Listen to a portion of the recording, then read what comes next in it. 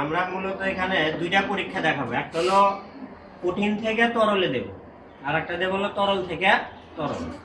তরল থেকে তরল কোন মাধ্যমে বেশি ব্যাপন ঘটে, মানে ব্যাপন বলতে বোঝায় কি ছড়িয়ে যাওয়ার ক্ষমতা কোনটার বেশি। তোমরা এটা নিজে দেখবে, যেখানে একটা দেবে এটার ভিতরে একটা দেবে, কোনটা তাড়াতাড়ি ছড়তেছে, কালার তাড়াতাড়ি হচ্ছে কোনটা, তার ব্যাপন হার বেশি।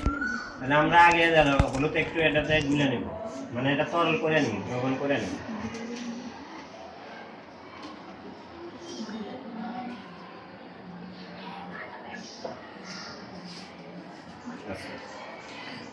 হলুদটা দেখাই দাও, দেখা যায় হলুদ হচ্ছে কঠিন পদার্থ। এটা কি পদার্থ? কঠিন। আর এই গ্লাসে কি আছে বলো? তরল পদার্থ। তাহলে আমরা কঠিনটাকে তরলের ভিতরে দেব। তাহলে কঠিন পদার্থ যেটা, ভালো করে বলি, যেখানে পদার্থ ওয়েট যত বেশি ঘনত্ব তত বেশি, আর জায়গা যত কম দখল করে তার ঘনত্ব তত বেশি। এই জিনিসটা দাও, গ্লাসের জায়গা অনেক বেশি না, তাহলে পানিও আছে অনেক বেশি, জায়গাও বেশি, পানিও বেশি, তাহলে আর ঘনত্ব কিন্তু কম।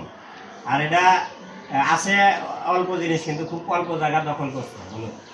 আর তারপরে নর্মালি পদার্থের যে তিনটা অবস্থা, বুঝো, তিনটা অবস্থার ভিতরে কঠিনের ঘনত্ব সবসময় সবচেয়ে বেশি, এরপরে তরলের ঘনত্ব বেশি, সবচেয়ে কম হচ্ছে বায়বীয় পদার্থের। তাহলে আমরা এখন এই কঠিন পদার্থটাকে এর ভিতরে অল্প একটু দিয়ে দেবো। দেখবে যে তোমরা খেয়াল রাখবে গ্লাসের নিচের দিকে এটা দ্রুত ছড়িয়ে পড়তেছে, এরকম দেখবে। এবার পুরো পানি কালার হবে, হলুদ কালার। আমি ধীরে ধীরে দেবো, এটুকু দিলাম, আর কিন্তু দিই নাই, কিন্তু নিচের দিক খেয়াল করে দেখো সরতেছে, অণুগুলা খুব দ্রুত সরতেছে। তুমি একটু গ্লাসটা ক্লিয়ার করো। তাহলে এটা আমরা কি পরীক্ষা করলাম বলো? কঠিন মাধ্যমে, কঠিন থেকে কোথায় গেছে? তরল মাধ্যমে।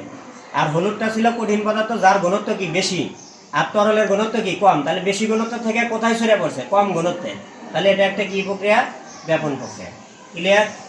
এরপরে আমরা দেখবো, যাও তোমাদের বলছিলাম যে আমি তরল থেকে তরল